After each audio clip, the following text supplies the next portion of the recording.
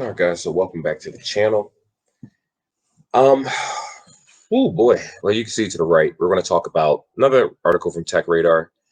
I just kind of just look at articles, certain ones, and I might skim over it from time to time, just to look at little spec updates and things, but just to give you impressions of the iPhone 13, right? So the thing is, I did have the 12. That's the last one that I had, the regular 12. Which it's a good thing that they started making the iPhones. All the screens have the Samsung screens. I guess the OLED. Having to pay $699 for a phone, and the screen doesn't even have OLED at this point in 2021 is insane to me. Well, that phone come out. I think the last one came out in 2020. I could be wrong. I don't really remember. Yeah, 2020, the 12. So we have rumors of the 13, 13, 13 Pro, 13 Pro Max, and 13 Mini. Personally, the 13 Mini is an absolute waste of time, given the fact that when you start at $700-800, how much, whatever the price of the Mini was, which wasn't that much off of the regular 13. Sure, you're going to have some Mini fans, but it's not that many. They're not a big enough community where you should even worry about an iPhone Mini. To be honest, and this is just my opinion, the iPhone Mini at this point the iPhone Mini should have been smaller, in my opinion, the 4.7, whatever it is, but it should have had a notch. Number one, it should have still had that same camera module if you want to do it like that, but still have face unlock.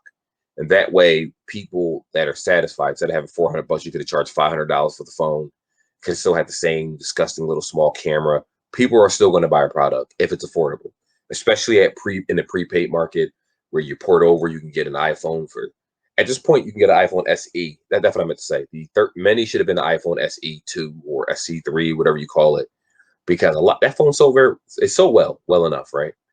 And when you go to companies like Metro by T-Mobile, where they're basically giving you the phone for $49 as a port, Cricket currently is giving you the phone for $0 as a port. So people want an iPhone, and the cheapest iPhone is still better than a lot of Androids out there at a similar price point. I'm not going to lie and act like it isn't. I have a OnePlus N10 5G. I switch between phones, but I stay normally with the carrier I'm with, and I don't look for the newest thing. So I'm okay with what I have, and I understand having a high-end phone versus having a low-end phone. I get it, but I stick to OnePlus for that 30-minute, 70% charge, which most of these current phones in $1,000 range can't even do, which is disrespectful to me as a consumer. I don't understand that. But anyway, so let's dive back to this article. So this will be released allegedly in 2021 in September, which they do have the events coming around. So normally the events talk about the phone and they let you know when you can pre-order it, and then they'll let you know the date when it's released and when you can pick it up. Possible 2 new colors. I don't care about the colors at all. To be honest, the regular 13s have the best colors. The Pros and the Pro Maxes tend to have the colors are kind of crap in my opinion, but they look like the more professional phones for certain people on a certain level that want to use a phone for a particular reason, like the camera system, while the regular 13 models seem to be more for the average consumer. Still up there. We're not going to act like it's not going to have the same chipset or anything, but it's just they don't care about paying $1,000, $1,200, $1,300 for more storage and things. Hopefully the phones come with 128 standard. I think the Pro models did, but I know that the 13 didn't. It came with 64. By the time you take a 2-hour video, you use all your memory up. So they need to stop doing that, especially again at this price point. The phone was like $800 something for the 12, the regular 12. I didn't have a Pro. I had a regular 12, and you charge that amount. So if this starting at $699, that's going to be the Mini. It's not going to be the regular one. I doubt it. It could be. Never know. I mean, with the whole chip shortage thing going on, I assume Apple was going to actually up the prices for some of their phones. But again, you're a $1 trillion company. You're going to charge us $18,000 for features and different things and Apple credit cards and this and that. It's like, you guys are making me money. Do your fan base a favor and stop ripping them off. You already took the charge route. Is that not enough? Design largely unchanged. You already know that. Smaller notch. Okay. I don't really care what you do with the notch. A notch is not an attractive feature in any phone, for that matter. Personally, I prefer the hole punch, but I guess they can't really make the camera module smaller up top and cut that off like halfway, like right here. Cut that down right here where my mouse is moving. I don't know. I'm out to pick my nose. I had to scratch my nose. I'm sorry. I had to scratch my nose. I do it. Anyway, what else do we have here? Upgraded camera, naturally. That's the biggest features that Apple get, the camera. So if you go out and buy a professional camera, you can buy an iPhone to replace that. Not to replace it, but to just, a lot of YouTubers do use iPhones for their videos, their video editing, for things like that. You don't have to go out and buy a $7,000 camera, especially someone like me, which I'm a small YouTuber. I have a couple hundred subscribers. Thank you, by the way, guys. And, I'm still growing. I just do it for fun, but I don't necessarily need $1,000 phone for my cameras. Plus, there are ways to applications, especially on Android, that allow you to uh, what's the word? Convert your videos into 4K, 60 frames, things like that. It kind of just give you a little boost in your video quality. So, I'm compensating for now. I don't want to have to use an iPhone. I had issues converting videos, and it was just a whole mess dragging it onto PC. It's just too much. But obviously, you're going to have upgrade for the Pro cameras. I expect that. Smooth scrolling screen on Pros. So, look, to be honest, I think each iPhone should have at least 90 hertz for the 13 model, 13 mini, 13 90 hertz, and the what's it called? The Pro model should have at least 120 hertz. Let's be real here. The A52 is a $500 phone. You can get it for $99 for switching to Metro by T-Mobile, and that has a 120 hertz screen. Uh, it does support, I believe, up to 25 watt fast charging. So what is that? Door open. I thought that was my cat. I don't know. So yeah, I do think it should have 120 hertz, especially at the price point that they give. A new powerful A15. I don't even care about that. We're not even going to talk about that chipset on the simple fact that there's no multitasking on the Apple phone. Anyone that says it is, they've obviously never used anything out of an Apple phone. There is no multiple. That's how my nose itch. There's no real multitasking on their devices. Meaning, they did. I do commend them on finally allowing you to use other applications like Hulu and different things on your main screen with an adjustable screen. They did that very well. I'm not really fond of the whole I have to pay for YouTube thing just to get that smaller screen. So absolutely not. The chip set, again, you can't really do anything because normally with Apple phones, if you leave an application, I can normally on my OnePlus 8T, which I gave to my wife, but I use on occasion, for certain video editing, different things. If I feel like it, just to test out phones, see if it's still worth it or up to par in 2021. I can leave the application, go on a phone call, go into another application, convert a video, come back to that game, and it's still loaded. With iPhones, they have to close certain applications and things in order to keep the phone running at what's the word? Optimal speeds. There we go. Optimal speeds. So the same way in Android, if you go into developer settings, right, and as an option where you can kill an app, meaning as soon as you hit the home button, that app it's gone, not deleted, but closed. That's similar to what Apple does. That's why with their other phones, when you switch between a phone call, certain things, the app might require you to sign back in or load back up. You're like, I just left the app like 1 second ago. It's because they close applications to keep the phone from being jumbled up and having 10,000 applications open at the same time. So even though if you hold the up button on the iPhone, like the swipe to show all your apps and you don't swipe it away, when you click into a lot of those applications, even though it shows the last thing you did, when you click into it, it reloads everything from the beginning in certain applications because it's not going to keep those processes open the entire time. That's going to slow down your phone. It's going to make your phone overheat. So I do understand why they do that. Of course, I do understand if they put 12 gigs of RAM inside of a phone, we'd have this issue, would we? But they're not going to do that until the iPhone 16. We already know that.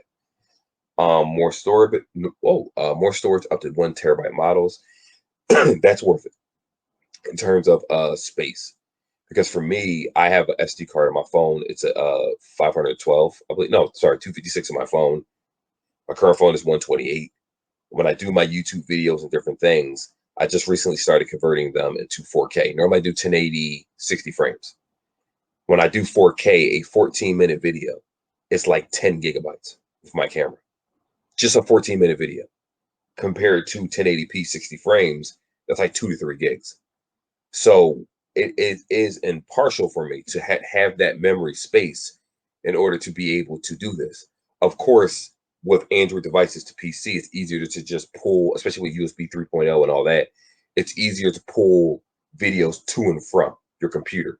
Of course, if you're in the Apple ecosystem, you could do a video, edit it from your iPad, edit it from your computer. So I do get that aspect of it too. That's why they don't necessarily need a phone to do everything. While Androids can work independently of a computer, Macs can't do that. Like iPhones can't do that. Contrary to what anybody else tells you, they can't. iPad will never be able to replace a iMac computer, given the huge array of applications and things and editing and things that you can do on it. It's nothing but a giant iPhone. And don't let anybody tell you differently, because that's not the case. Even if you can do everything on it, it's not a direct replacement when you think of a computer. But they try to do that because it's the Apple ecosystem. You can't really, you can game on it and stuff, but you can't do major gaming. You can't use Steam. You can't play any MMOs unless it's in an app store, certain things, or if it has some type of app support. I guess you can play Fortnite for anybody that plays that. But that's about it. So is it worth really upgrading to this from the 12? I don't think so. And primarily because if you're upgrading strictly for the camera and you're planning on giving your phone to someone else and it's paid off, I understand. If you paid off half your phone, you just got your 12 and you're about to pay $400 off just to trade it in for less credit to get the next one, that's really idiotic. You might as well just keep it, pay it off, get the 13, or add an EIP to your account if you can't pay it off right away, which is going to be expensive, like $70 a month between two phones. But and again, the major camera upgrades is going to be the Pro, not so much the 13. Yeah, I'm sure it's going to be a little bit better, a zoom here, a zoom there, but the Pro models, it's what really is going to matter to the people that are into the real tech space. The 13 is going to be the regular base model. Like I said, smaller notch. I doubt the screen inches really increased. It's not going to be more real estate on your screen. I doubt the resolution of the screen is really getting any better because they don't really talk about those type of things. So resolution, probably the same. Hertz, it'd be a little bit higher. Internal memory, blah, probably gonna be the same. Just one extra model for the Pro model. 1 terabyte model, I highly doubt was going to be for the regular one. Maybe 256 for the 13, the highest. Maybe 512. I highly doubt it, but the Pros are definitely going to have the 1 terabyte model if they have it. If not, 512. People will be fine. Um, what else do we have here? The battery. Let's talk about that. Let's jump to that part of the article. This is pitiful. 3,095. Last gen was like, this is the stuff I talk about when I see these products.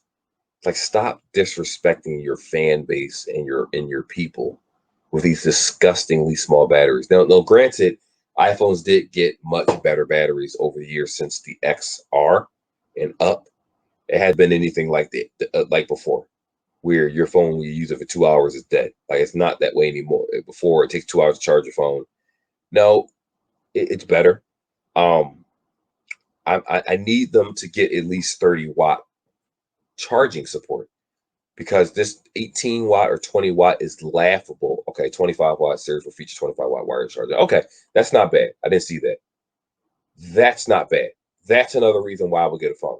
Because if 25-watt, if 18-watt can give you 50% in 30 minutes, 25-watt could probably give you 70% in like 30 minutes, realistically. Because the One Pluses have warp charging. They give you 65-watt. You could charge from 0 to 130 minutes roughly while on. While the model I have, which is the mid tier, you can see it in the camera, that one can give you 30 minutes, 70%. So if they can do that, then that really does take the load off on the whole 3095 battery thing. But come on, let's be realistically, the Pros models, the Mini should be 3,095. The 13 should be, and the Pro should be 4,000, and the 13 Pro Max should be 5,000 standard. Now, I don't care if you up the battery over the next 10 years. That's what it should be, roughly. but they're never going to do that. And the optimization for the battery is not better on these phones than last gen half the time. It's just that because it has a better chipset, and it uses more power, more withdrawal, and this camera's better, and the screen might be sharper. It's only compensating for that. It doesn't mean that the battery life is necessarily better than last gens. It's just that you need a bigger battery to make it run like last gen's battery life. If that makes sense to anybody. Wireless charging, I don't care about Apple wireless charging. It's super slow anyway, so that's not really a concern for me. MagSafe was an absolute disaster with that awful battery pack for $100 that doesn't even charge your iPhone mini from 0 to 100. Rip off, and they should be sued for that. But then again, it's not like they told you it charges it from. That's the one thing Apple's good for. They will never tell you this charges this to this in this amount of time, unless it's a cord. They will never tell you, oh, this battery pack charges your phone. Okay, how fast? And does it charge it from 0 to 100? You're never going to see that information on the Apple website. It's just going to show you, oh, it's so amazing. Please buy. So technically, I guess they can get away with it because it's not false advertising. It's just us, the consumer, as suckers, buying their stuff and believing what they have to say. But I do want them to bring back the case, the battery case, please. And I want to do a video on a MagSafe charger in a sec, just for people that aren't aware of what it is with the 12. So I can kind of tell my viewers, don't buy this product. That's what that's going to be. That's the title. MagSafe, don't buy a product. Anyway, now that I saw the 25-watt charging, that really made a difference for me. I can't do that slow charging anymore. That's one of the reasons why I stopped buying Galaxy devices, because they only take 25-watt charging. Before it was like up to 45 on the I don't know if it was the S20, Note 20, or the Note 10, whatever it was, 5G. But then the current one, they dropped down to 25 on the S21s. Let me tell you something. If my $1,000 phone charges as fast as my A52 5G, we have a problem. I'm not paying $1,000 for your product. That's it. And they need to work on the fingerprint because it's not that good. And to be honest, I hope Android, OnePlus actually does a really, I need to set up my Face Unlock for OnePlus. I didn't do that yet. The OnePlus Face Unlock is super good. To me, it's second to Apple's, where you can still be in the dark with my OnePlus N10 200, even the N10 5G in the dark. Face Unlock will unlock my phone. And I was very surprised about that. I did that by mistake and did it.